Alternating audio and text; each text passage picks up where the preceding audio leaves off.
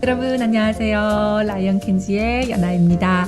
오늘은 예수님은 사회주의자였나? 라는 제목으로 여러분들과 한번 이야기해 보겠습니다. 이 제목의 영상은 바로 프레고 유니버시티의 영상 Was Jesus Socialist? 라는 제목의 영상을 여러분들과 한번 같이 공유하는 그러한 시간입니다. 우리가 예수님을 흔히 생각하면 겸손하시고 모든 사람들을 사랑하시고 가난한 사람들을 돕고 콩 한 쪽이 있어도 그것을 나누어 드실 것 같은 그러한 인자한 모습을 생각을 합니다. 그러면 그 모습은 바로 모든 것을 평등하게 나누고 또한 다 같이 잘 사는 사회주의의 모습이 아닌가라고 착각하기 쉽습니다. 그러한 것을 대변하듯이 이러한 2016년에 한 미국에서 팍스사가 한 통계에서도 이것을 볼 수 있는데요. 예수님의 가르침이 자본주의와 가까우냐 사회주의와 가까우냐라는 이러한 질문에 21%의 미국 시민들이 바로 사회주의에 예수님의 가르침은 더 가깝다라는 대답을 내어놓습니다. 그럼 정말 예수님은 사회주의자였을까요? 우리가 예수님이 사회주의자였다 아니었다를 알아보기 전에 먼저 사회주의의 개념을 한번 여러분들과 정의를 해보고 싶은데요. 첫 번째 사회주의의 개념은 모든 경제 활동을 중앙정부가 장악하고 계획하는 것이죠. 두 번째 사회주의의 특징은요. 소수 엘리트들이 모든 중앙의 권력을 가지고 있고 중앙정부에서 가지고 있는 모든 한 나라의 자산을 자신들이 재분배한다라고 이야기를 하는 것입니다. 그러면 이러한 사회주의의 특징이 성격이 바로 예수님의 가르침에도 있을까요? 함께 프레고 유니버시티의 영상을 보시면서 한번 알아보시겠습니다. 첫 번째, 예수님은 부자를 미워하지 않으셨습니다. 우리가 흔히 듣는 말 중에 예수님이 말씀하시기를 부자가 천국에 가기에는 낙타가 바늘구멍 통과하는 것보다 어렵다라는 이야기를 우리는 듣습니다. 하지만 이 말은 예수님께서 부자를 미워하셨다기보다 돈을 더 섬기게 되면 자신의 마음이 탐심으로 더욱더 넘어가게 되고 돈의 신만 모시게 되고 하나님을 모시지 않게 된다. 이러한 뜻으로 볼 수 있습니다. 그러므로 이 예화는 예수님이 부자를 미워하셨다라고 보기는 어렵습니다. 그러면 또 다른 예를 한번 볼까요? 예수님께서 성전에 들어가서 이 환전하는 사람들의 테이블을 엎었다. 이것은 바로 현대사회의 은행가들을 미워하시는 시장경제를 미워하시는 예수님의 모습이다. 이렇게 얘기하는 사람들도 있습니다.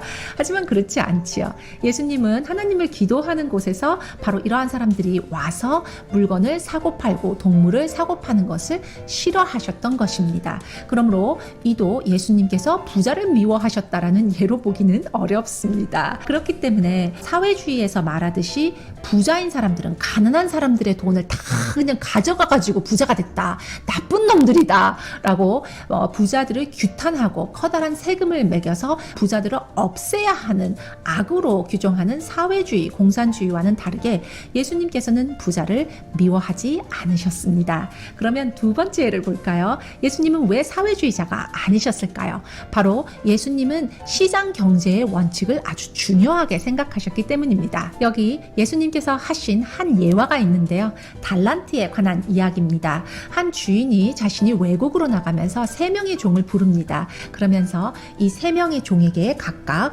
5달란트, 2달란트, 1달란트를 주면서 자 너희들이 이걸 잘 가수해라 라고 이야기를 합니다. 그리고 이 주인이 돌아왔습니다. 그러자 첫 번째 종은 10달란트를 주인에게 주면서 제가 이렇게 불렸습니다. 2배로 불렸습니다. 라고 얘기하고 두 번째 종은 4달란트를 가지고 오면서 제가 이렇게 2배로 불렸습니다. 라고 얘기합니다. 그러자 예수님께서는 그 주인이 착하고 축직한 종아 라고 이야기를 한다고 하십니다. 내가 너에게 더 많은 일을 맡기마 라고 칭찬을 해주십니다.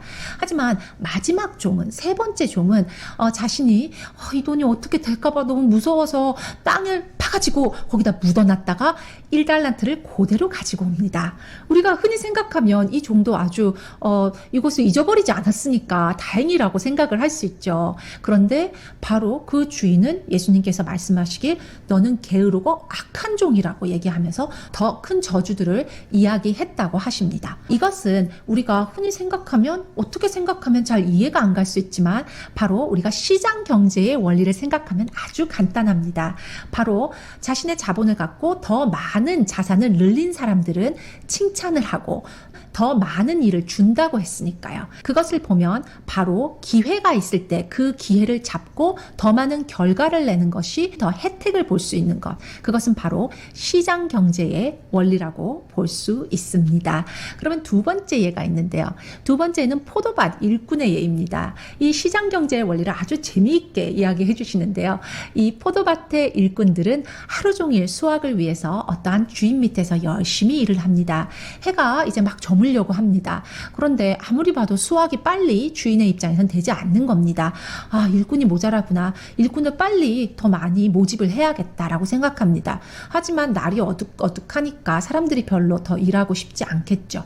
그래서 주인은 내가 만약에 당신들이 지금 일을 한 사람은 하루 종일 일한 사람과 똑같은 일삭을 주겠다라고 이렇게 얘기를 합니다. 또 모인 사람들이 열심히 일을 합니다. 그러자 그 중에서 하루 종일 일한 한 사람이 와서 이렇게 얘기를 합니다. 그건 부당하잖아요. 하루 종일 일한 나도 한 데나리온을 받고 그냥 한 시간만 일한 사람도 한 데나리온을 받으면 부당하잖아요. 라고 이야기를 하자 그 주인이 얘기를 합니다. 그것이 왜 부당한가? 내가 내 돈으로 내가 원하는 것을 하는 것이 왜 부당한가? 라고 이야기를 합니다. 여러분, 바로 사유재산을 인정하고 있고요. 수요와 공급을 인정을 하고 있으며 또 세 번째로 계약의 자발성에 대해서 이야기를 하고 있습니다. 하루 종일 일한 사람 입장에서는 자신의 일을 한 시간이 부당하다고 생각할 수 있지만 이 주인이 자신의 재산으로 자신이 원하는 대로 일꾼들을 자발적인 계약을 통해서 수요가 있었을 때 공급을 해준 사람에게 맞추어서 하는 것, 바로 이것을 보면 시장 경제의 논리를 정확하게 설명하고 있는 것을 볼 수 있습니다. 세 번째입니다. 예수님께서는 정부가 강제로 부의 재분배를 하는 것을 부인하셨습니다. 한 사람이 와서 예수님에게 묻습니다. 예수님, 제 형한테 가서 유산을 나와 평등하게 공평하게 나눠달라고 해주세요. 명해주세요. 라고 이야기를 합니다. 그러자 예수님께서는 이렇게 대답을 하십니다. 나는 재판관도 아니고 나는 분배자도 배분자도 아니다. 라고 이야기를 합니다. 그러면서 탐심을 금하라. 라고 이야기를 합니다. 물론 탐심이라는 것은 십계명의 10조에도 나오는 이야기죠. 바로 탐심을 금하라고 말이죠. 또한 혹자는 이렇게 얘기합니다. 초대 기독교인들을 보면 막 이렇게 모든 것을 공동 소유하고 다 같이 나눠 쓰고 다들 평등하게 사는 모습을 볼 수 있지 않습니까? 그것은 사회주의하고 가까운 모습이 아닌가요? 라고 이야기하시는 분들도 있습니다. 과연 그런가요? 그것은 우리가 아까도 얘기했지만 자신이 바로 원해서 자발적으로 그렇게 공동 소유를 하고 공동으로 나눠 갖는 것을 결정한 것입니다. 절대 정부가 세금이라는 명목으로 강제로 뜯어가는 것이 아니었죠. 그러면 가난한 사람을 긍휼히 여기라고 했던 예수님은요, 과부하고 고아를 돕고 사람들에게 너그러운 마음으로 다 나눠주라고 했던 예수님은요? 라고 물으시는 분들도 있을 것 같습니다.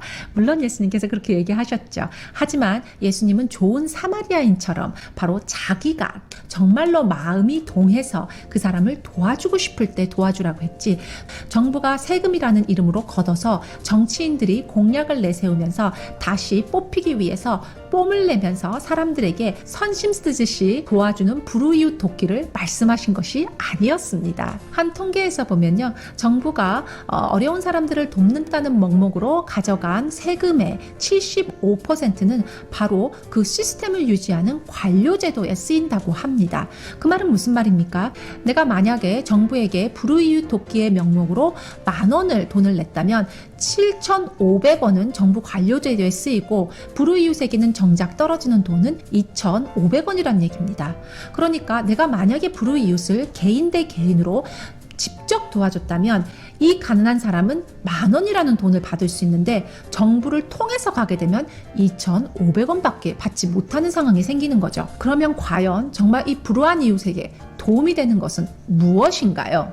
부의 재분배를 외치고 무상복지를 외치고 있는 토지제도를 폐지하자고 말하는 사람들을 예수님은 과연 지지하셨을까요? 성경에 있는 의미 그대로는 아주 명확합니다. 성경에서는 예수님이 사회주의자였다는 증거는 전혀 없습니다. 하지만 예수님께서 시장경제, 즉 자본주의를 더욱더 지지하셨다는 증거는 정말로 넘쳐나죠. 이 프레고의 영상은 이렇게 끝납니다. 예수님은 사회주의자가 될 수가 없죠. 것이죠.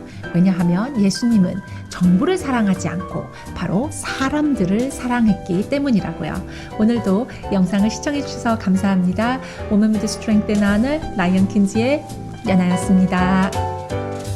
Jesus was not a socialist. He couldn't be. He loved people, not the state. Thank you for watching this video.